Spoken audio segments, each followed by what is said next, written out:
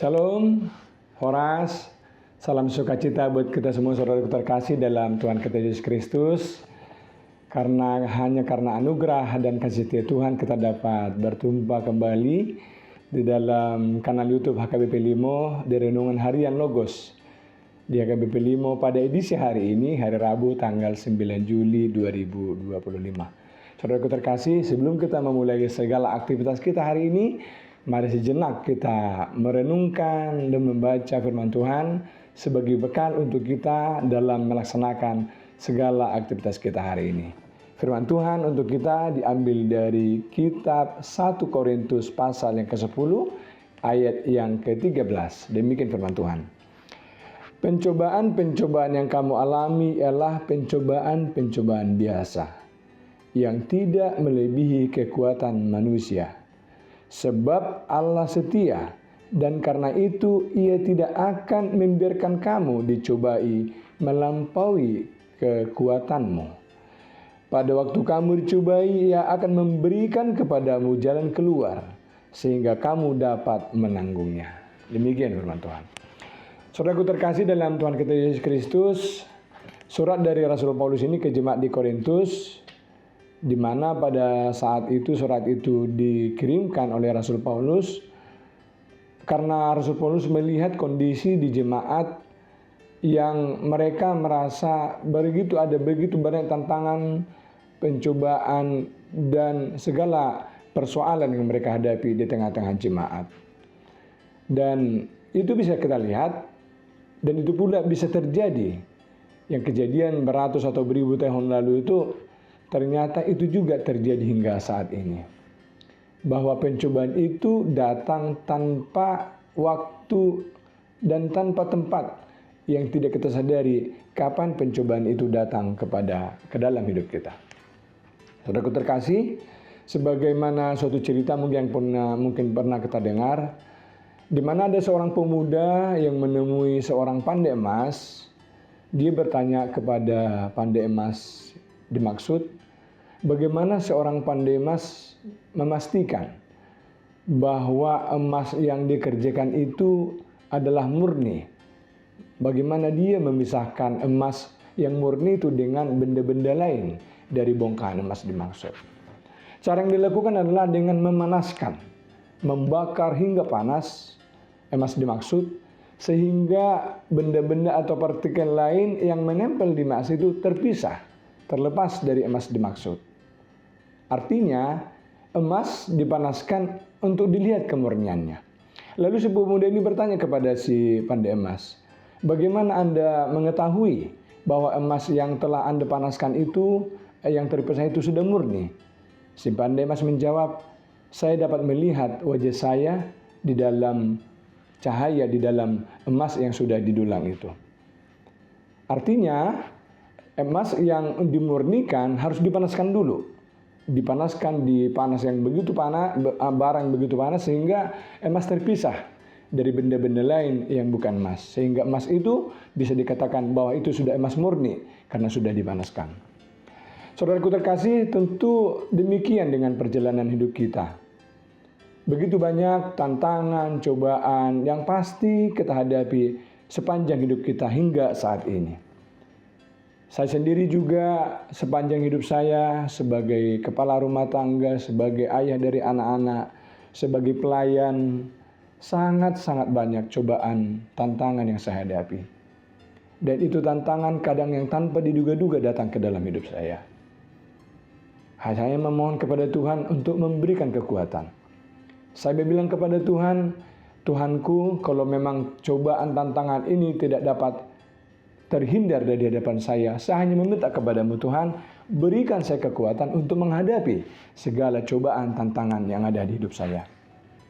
Saya ingin dimurnikan Tuhan, agar saya semakin murni, semakin baik lagi, lebih baik lagi, semakin sabar, semakin kuat untuk menjalani hari-hari yang Tuhan berikan. Mungkin demikian juga dengan kita saudaraku terkasih. Sepanjang perjalanan hidup kita, pasti ada mungkin tantangan, pencobaan-pencobaan yang kita hadapi. Pencobaan baik yang kecil, baik yang besar, dari tengah keluarga, di tengah lingkungan, di tengah pelayanan, di tengah pekerjaan, di tengah usaha kita. Tanpa kita sadari, cobaan itu selalu datang. Pencobaan tantangan yang dalam hidup kita. Saudaraku terkasih, firman ini mengingatkan kepada kita. Ternyata melalui firman Tuhan ini, Tuhan jauh-jauh hari dari dulu sampai sekarang telah mengingatkan kita. Bahwasanya pencobaan itu adalah pencobaan yang biasa, yang tidak melebihi kekuatan kita. Dan ternyata Tuhan telah menyediakan jalan keluar, solusi untuk kita semua untuk menghadapi segala pencobaan dimaksud. Itu yang kita harapkan dan itu yang kita amini, saudaraku terkasih. Bahwa kita harus yakin dan percaya di setiap persoalan, tantangan yang kita hadapi dalam kehidupan kita sehari-hari, kita harus mampu, kita harus yakin bahwa ada Tuhan di belakang kita, ada Tuhan di sisi kita yang senantiasa siap mendorong, memberikan kita semangat, kekuatan. Karena Tuhan telah memberikan yang terbaik, memberikan solusi di depan kepada kita semua agar kita mampu menghadapi cobaan-cobaan yang ada di hadapan kita. Sebagaimana tadi pandai emas, dengan dipanaskan emas untuk memurnikan. Mungkin dengan segala pencobaan, dengan segala tantangan yang kita hadapi, Tuhan ingin memurnikan kita, memberikan yang terbaik untuk hidup kita, agar kita semakin matang, semakin lebih baik lagi dalam menjalani hari-hari yang Tuhan berikan kepada kita. Seperti yang tertulis dalam surat Yakobus pasal yang ke-1, ayat yang kedua sampai ke-4, demikian tertulis, begitu jelas tertulis, saudara-saudaraku, anggaplah sebagai suatu kebahagiaan apabila kamu jatuh ke dalam berbagai-bagai pencobaan. Sebab kamu tahu bahwa ujian terhadap imanmu itu menghasilkan ketekunan. Dan biarkanlah ketekunan itu memperoleh buah yang matang, supaya kamu menjadi sempurna dan utuh dan tak kekurangan suatu apapun. Saudaraku terkasih, firman ini menjadi penyemangat untuk saya, untuk kita semua, untuk menjalani hari-hari kita ke depannya. Agar segala ke depannya, segala cobaan pasti akan ada kita hadapi. Sepanjang kita hidup, sepanjang perjalanan hidup kita, pasti akan ada ke depan tantangan pencobaan yang kita hadapi. Besar kecilnya pencobaan itu kita belum tahu. Tetapi mengandalkan Tuhan Yesus Kristus yang lebih dulu dicobai, yang telah mati di kayu salib, yang telah mengorbankan dirinya untuk kita, yang pencobaan yang Tuhan Yesus rasakan, yang terima, sangat besar, tidak apa-apanya dengan yang kita cobai dalam hidup kita ini. Pengorbanan Tuhan Yesus Kristus, cobaan yang dihadapi oleh Tuhan Yesus Kristus, lebih besar dari segala persoalan, tantangan, pencobaan yang kita hadapi. Dengan mengandalkan kekuatan dari Tuhan kita Yesus Kristus, dengan sumber kekuatan kita sebagai firman Tuhan, juga untuk mengingatkan kita, memurnikan kita, agar kedepannya kita senantiasa di dalam kekuatan, di dalam semangat, di dalam pengharapan menghadapi segala tantangan dan pencobaan yang akan kita hadapi ke depannya. Tuhan Yesus memberkati kita semua. Amin. Kita berdoa. Terima kasih Allah Bapa, Tuhan Yesus Kristus dan Roh Kudus atas firman-Mu ya Tuhan yang sampai kepada kami di pagi hari yang indah ini. Engkau mengatakan kami Tuhan melalui surat Rasul Paulus ke jemaat di Korintus, firman hari ini, bahwa pencobaan yang berasal, yang datang kepada hidup kami, semua itu atas seizin Tuhan, agar kami semakin teguh, semakin menyadari bahwa kasih setia Tuhan lebih besar dari tantangan dan pencobaan yang kami hadapi. Bimbing dan ajari kami Tuhan, berikan kami senantiasa kekuatan menghadapi segala tantangan yang ada di depan kami ke depannya Tuhan. Kami yakin dan percaya bersama Tuhan Yesus, segala tantangan pencobaan yang ada di depan kami ke depannya akan dapat kami lalui. Tuhan memurnikan kami agar kami semakin kuat dan teguh dalam iman dalam menjalani kehidupan kami sehari-hari. Terima kasih Tuhan Yesus. Berkati keluarga kami, anak-anak kami Tuhan, dalam pendidikan, dalam sekolah dan pertumbuhan mereka. Juga seluruh jemaat-Mu Tuhan dimanapun saat ini berada. Apabila saat ini jemaat-Mu ada yang dalam masa sakit, berikan kesembuhan. Dalam masa duka, berikan kekuatan, berikan penghiburan.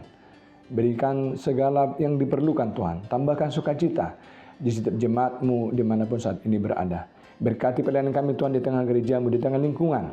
Di tengah lingkungan kami, pekerjaan kami, rumah kami, juga tempat usaha kami Tuhan. Berkati kami Tuhan Yesus.